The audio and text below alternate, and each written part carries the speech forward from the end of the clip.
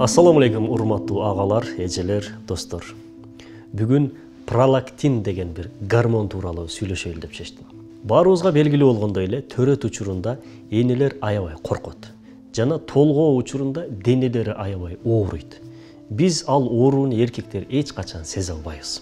Бекеринен динибизде, хадистерде, аяттарда төрөт учурундагы аялдардын даражалары, абалдары, алар жаңыдан энеден төрөлгөндөй бир күнөөсүз болуп калат деген бир сыпаттар, сүрөттөөлөр айтылбаса керек. Хадисте айтылат, аял киши төрөгөн кезде энеден төрөлгөндөй жаңыдан бул дүйнөгө жаралгандай күнөөсүз таптаза болуп калат деп. Бул нерселер бекеринен эмес. Ошол эне төрөө учурундагы коркуу абалында болуусу жана анын денесинин оорушу аябай чоң акылмандуулуктарды ташып жүрөт өзүндө. Кандайча? Эне аябай корккондо жана толгоо учурунда денеси ооруп кыйналган кезде мээсинде пролактин деген гормон пайда болот. Бул гормон эне жана бала үчүн келечекте аябай маанилүү бир гормон. Төрөгөндөн кийин бир нече саат бою бул гормон эненин бүтүндөй денесине таралат. Бул таралуунун натыйжасында эненин сезгичтиги, сезимталдуулугу калыптанат. Бул гормон эне менен баланын ортосундагы көпүрө болгон маанилүү гормон. Бул гормон аркылуу энеде балага болгон берилүү, мээримдүүлүк, сүйүү сезимдери пайда болот. Ошондуктан эне төрөгөндөн кийинки убактысын мүмкүн болушунча баласы менен өткөзүүсү маанилүү.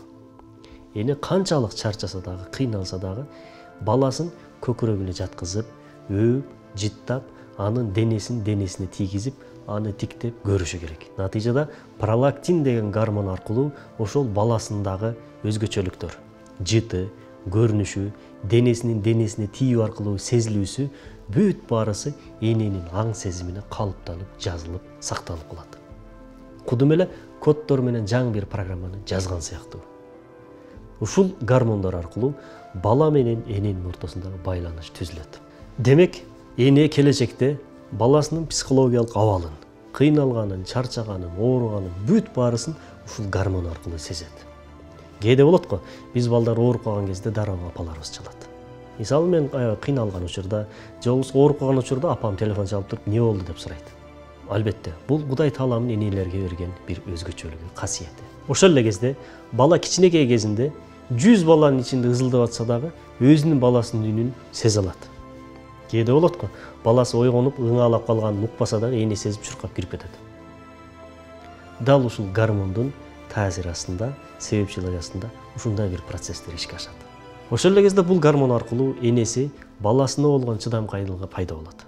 Баласы кыйнаса дагы, ыйлактаса дагы, эркелесе дагы, тентектик кылса да, шоктук кылса да, бүт баарысына энеде болгон сабырдуулук бекем болот.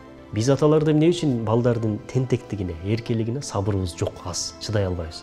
Себеби бизде андай гормон жок. Кудай Таалам бизге андай өзгөчөлүк берген эмес. Аялдарга, энелерге берген. Аял ошол гормондун таасири астында баласынын бүткүл кыйынчылыктарына, сыноолоруна чыдайт, көтөрөт. Эне гана чыдайт деген сөздүн илимий ачыкталышы ушул пролактин гормону. Баарыңыздарга ийгилик каалайбыз.